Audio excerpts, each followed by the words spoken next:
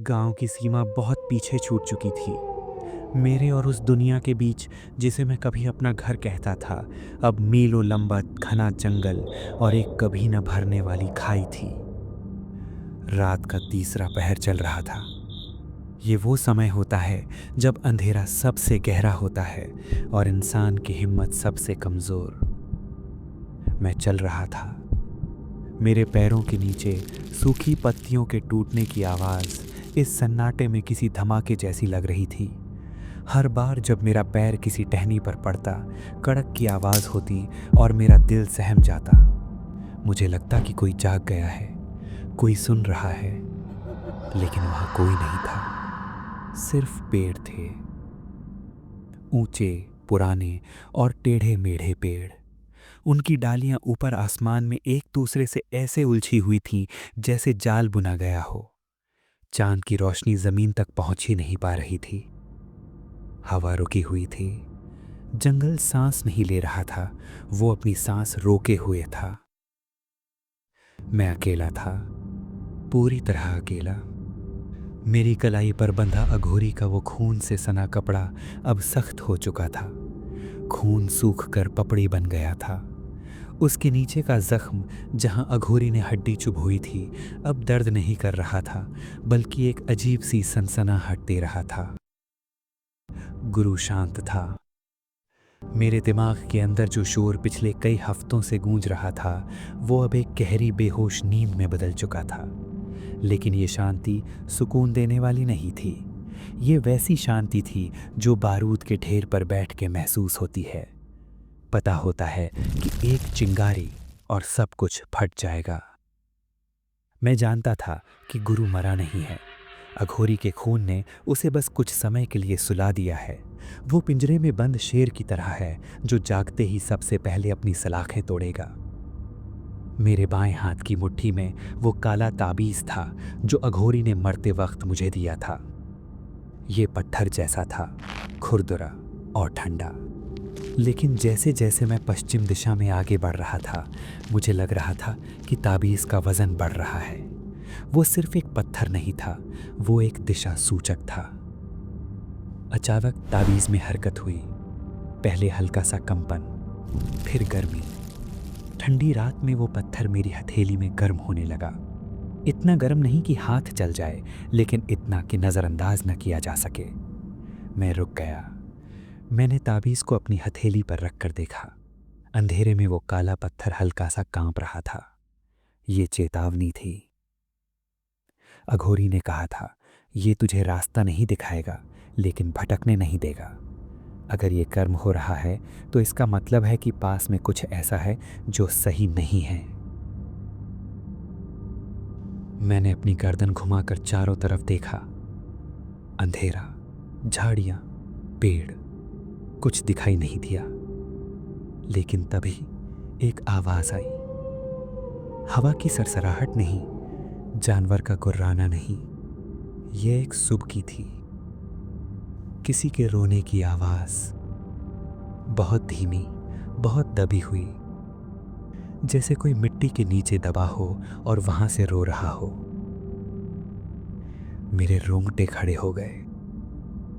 मेरा निशान जो अब तक ठंडा था, हल्का सा सिहर उठा।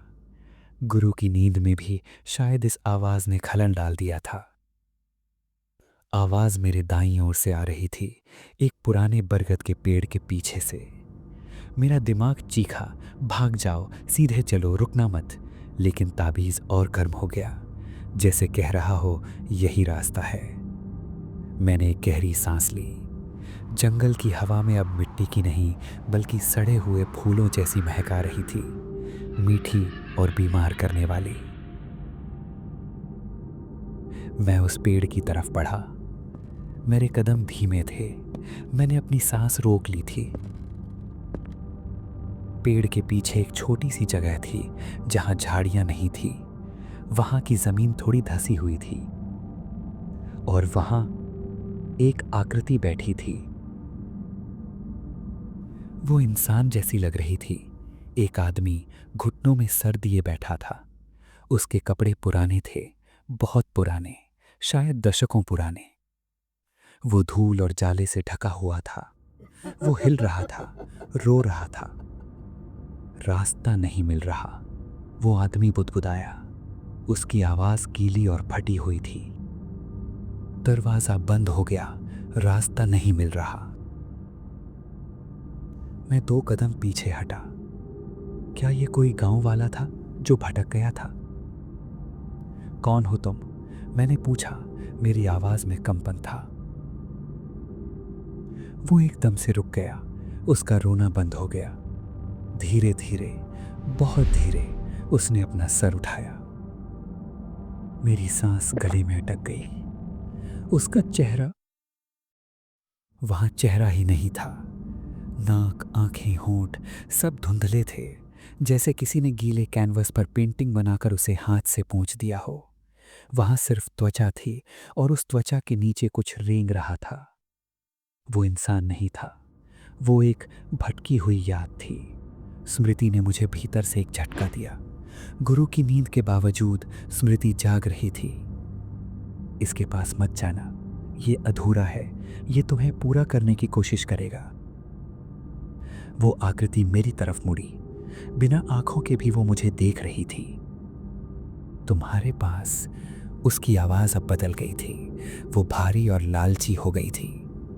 तुम्हारे पास नाम है, तुम्हारे पास चेहरा है। वो खड़ा हो गया। उसके पैर अजीब तरह से मुड़े हुए थे। मुझे दे दो, वो चिल्लाया और मेरी तरफ झपटा। वो हवा में तैरता हुआ नहीं आया, वो जानवरों की तरह दौड़ता हुआ आया। मैं पीछे हटते हुए एक जड़ से टकरा कर गिर पड़ा। वो आकृति मेरे ऊपर कूदने ही वाली थी। मुझे लगा कि आज ये मुझे फाड़ देगा, मेरा चेहरा नोच लेगा ताकि खुद पहन सके।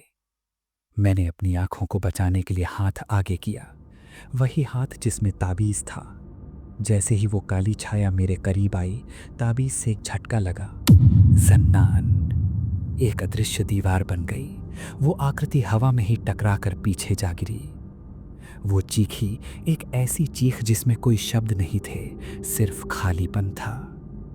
वो जमीन पर तड़पने लगी। उसका धुंधला चेहरा और भी बिगड़ गया, जैसे धुआं हवा में बिखर रहा हो। नहीं नहीं, अंधेरा मत करो, वो गिड़गिड़ाया। और फिर देखते ही देखते वो आकृति मिट्टी में घुल गई। वहां सिर्फ उसके पुराने कपड़े रह गए और एक अजीब सी सड़ी हुई बदबू। मैं वहां सहता हुआ बैठा रहा। मेरा दिल हथौड़े की तरह चल रहा था। ताबीज अब ठंडा हो रहा था।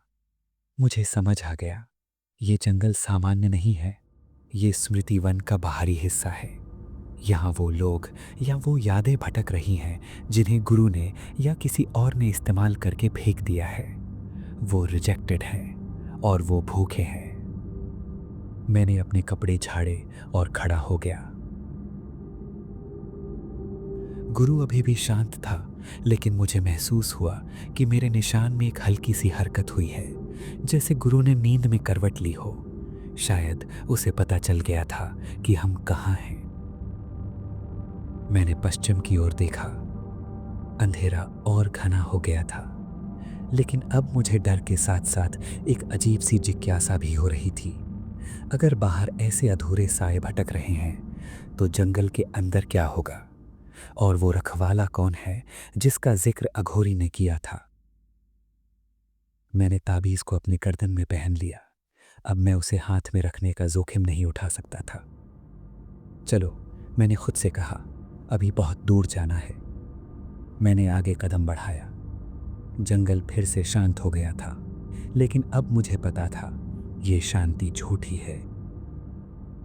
हर पेड़ के पीछे, हर शाय में कोई ना कोई पुरानी याद छुप कर बैठी है, और वो सब एक चेहरे की तलाश में है। मेरा चेहरा।